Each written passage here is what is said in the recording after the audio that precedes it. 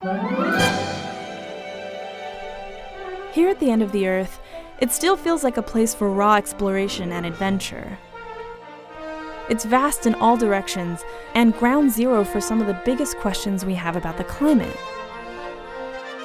But when we decided to make a series about the frozen places on Earth, we knew there would be one hurdle we would need to jump over first. What is the cryosphere? The what? Ooh. I have no idea. While I'm aware of the cryosphere, I don't actually know what it is. It has something to do with ice. All right, that's all I got. How do you get people acquainted with the cryosphere when most of us don't even know what it is?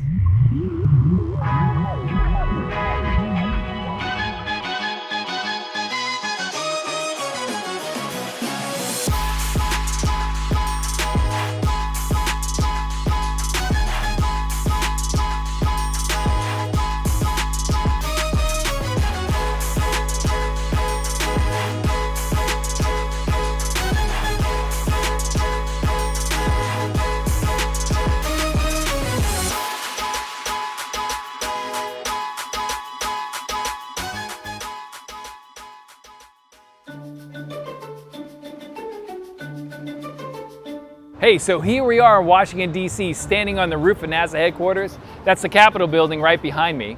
And what headquarters does is kind of serve as the focal point to connect the dots.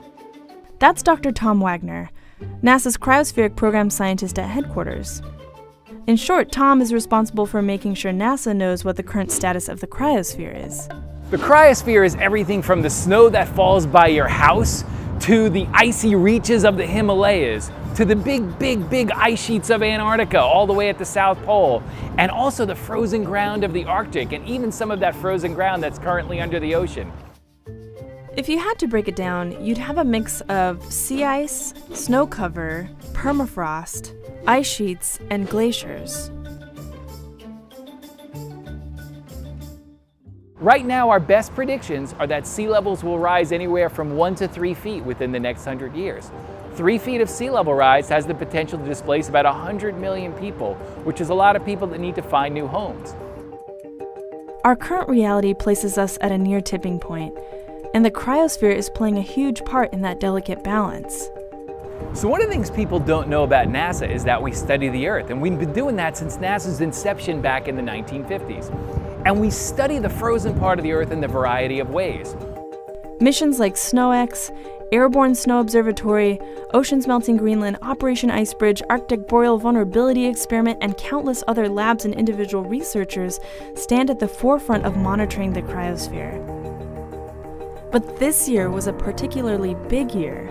3, 2, 1, and liftoff of GRACE follow-on, continuing the legacy of the GRACE mission of tracking the movement of water across our planet. 2 state-of-the-art satellite missions are being launched in a single year as part of a major attempt to understand Earth's frozen places.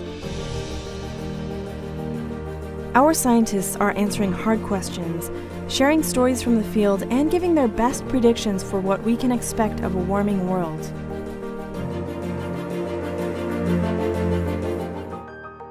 We're taking you with us as we follow NASA explorers on their journey to the frozen ends of the Earth as they study our rapidly changing world from satellites, planes, and boots on the ground.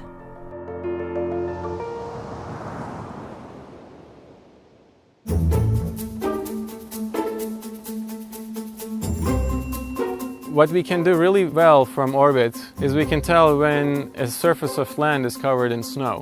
What's tricky is though, how thick is that snow? And it's even trickier how much water is in that snow.